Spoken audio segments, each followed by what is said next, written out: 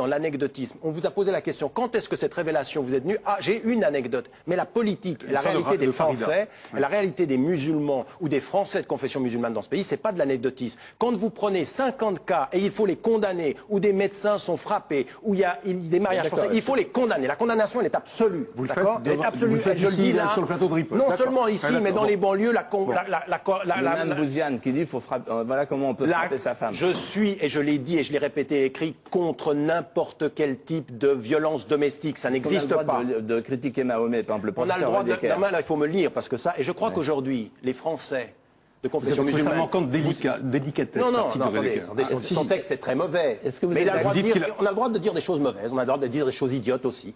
Mais vous défendrez le professeur Edeka? Bien sûr, je l'ai fait, il a le droit. Il manquait de délicatesse.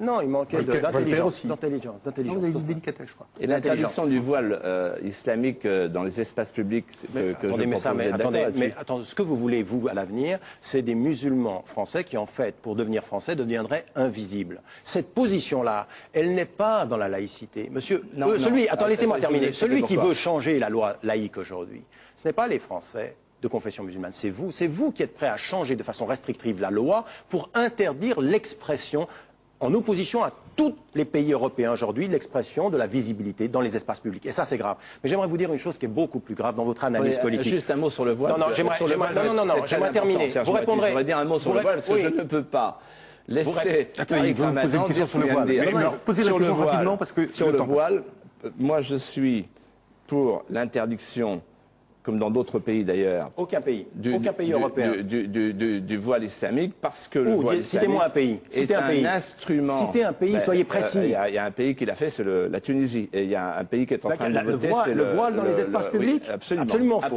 Absolument faux. Absolument, depuis septembre 2006. Dans les espaces publics, c'est absolument faux. Et je vais vous dire pourquoi je suis pour l'interdiction. D'ailleurs, vous savez, la Tunisie, c'est un pays très, très démocratique. C'est bien, nous allons vers le bon sens. Bon, attendez. Oui, suivez Ben Ali, c'est un vrai démocrate. C'est un bel avenir pour la France. Attendez, laissez-moi aller jusqu'au bout.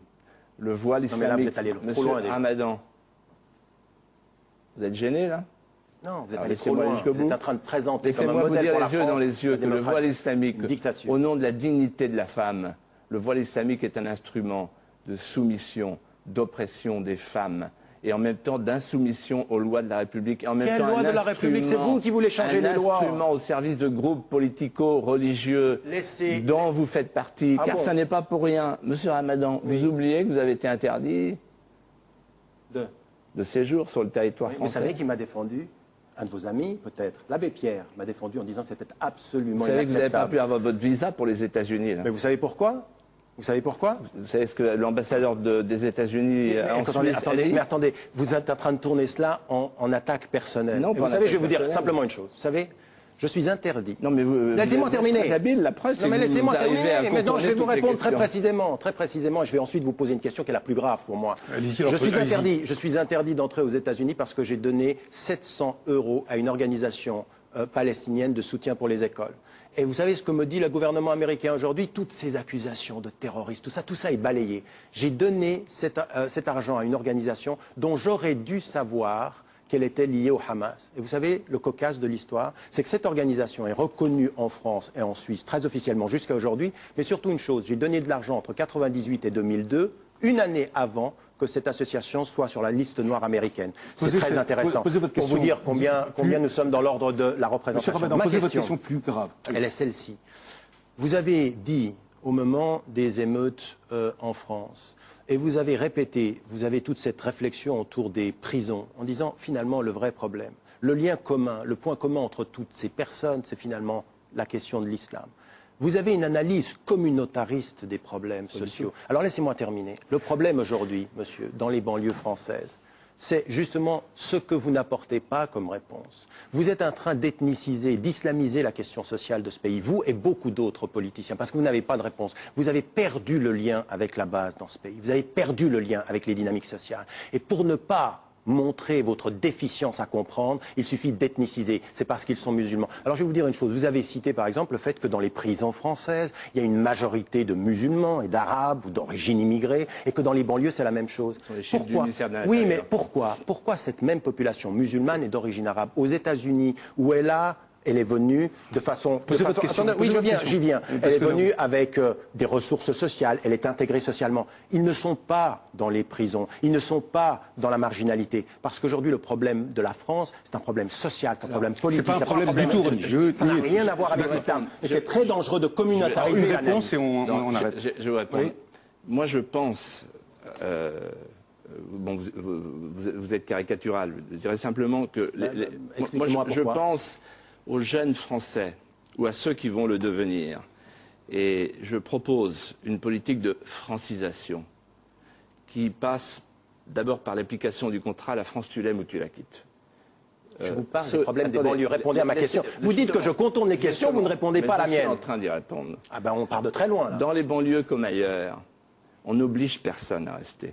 Ceux qui sont chez nous, ceux qui veulent rester chez nous... Mais ils sont chez eux depuis plusieurs générations. Attendez, il faut qu'ils aiment la France. Ça fait 5 générations qu'ils sont français. Et c'est la raison pour laquelle je suis pour un changement du droit de la nationalité. Mais attendez, je vous parle des Français qui se sont... Il y a une acquisition automatique pour l'avenir. Ils sont français ou pas? Sont-ils français ou pas? Il y a beaucoup de Français qui sont français simplement par l'administration. Je veux qu'ils le soient par le cœur. Attendez, qu'est-ce qu'on fait avec ces Français? Dans les banlieues françaises, qu'est-ce qu'on fait? Permettez, moi, j'ai aucune leçon à recevoir de vous. Mais répondez à ma question. Être français, c'est accepter un héritage, une langue, un patrimoine, un projet commun. Et donc, c'est accepter, quand on est, par exemple, musulman, de se dépouiller d'une ancienne identité. Mais ça n'a rien à voir avec l'islam. Et d'accepter les lois de la République. C'est ça que moi je fais. Et je veux une éducation nationale. Et je veux une éducation nationale qui transmette les valeurs patriotiques. Il faudrait comme envoyer Tony Blair l'a fait en Angleterre. Il faudrait envoyer les enseignants. En imposant 1 heure de cours de culture britannique en Angleterre. On devrait faire la même chose en France. Les Français des banlieues ne se sont pas révoltés au nom de l'islam. Ils se sont révoltés parce qu'il n'y a plus de services sociaux, parce qu'ils sont dans des ghettos sociaux, parce qu'il n'y a pas de droits, parce que c'est des espaces de non-droit. Dont les premières victimes, vous avez osé dire, Monsieur de Villiers. Pour en terminer avec la crise des banlieues, vous vous souvenez peut-être pas, mais vous étiez mal informé parce que vous n'étiez pas là. Il y a eu deux choses qui sont produites. Il y a eu deux choses qui sont produites. Vous étiez très présent par la crise des banlieues, ça devrait vous intéresser. Vous n'y étiez pas sans doute, mais j'aimerais vous dire une chose. Vous étiez très présent, vous tiriez les ficelles, oui. Il y a eu les barbus qui disaient aux fenêtres, vous arrêtez. Et il y a eu aux 20h une fatwa qui a été citée aux 20h TF1 et France 2 pour dire maintenant rentrez chez vous. Ne prenez pas l'anecdote. Vous ne pouvez pas ignorer le caractère. Vous prenez une anecdote, monsieur. Je vais terminer sur ce point. Vous prenez une anecdote pour analyser un phénomène qui est très très grave. Aujourd'hui, les Français, ils sont français et il va falloir que vous l'acceptiez, que vous l'intégriez ceci dans votre esprit et dans votre politique. Et j'aimerais simplement dire, il dit simplement une chose. Il dit simplement. C'est terminé. Les Français veulent vous coloniser. Vous, monsieur Ramadan. Ils sont français, mais vous n'avez pas admis. Heureusement, il y a des Français qui ne l'acceptent pas. Vous savez, monsieur Moati vous disait au début de l'émission. Vous êtes un islamiste habile. Mais les gens comme vous, en face de vous, il y a des hommes politiques comme moi. Mais vous n'avez pas répondu à la... qui n'acceptent pas le communautarisme islamique. Nous voulons la République fondée sur les principes de la citoyenneté et de l'unité. On revient, s'il vous plaît, sur le débat sur les présidentielles. Merci beaucoup, monsieur Ramadan, d'avoir ferraillé, j'ai pas d'autres mots, avec monsieur De Villiers. Merci beaucoup d'être venu. La campagne présidentielle, on va en reparler de tout ça pendant la campagne présidentielle, évidemment.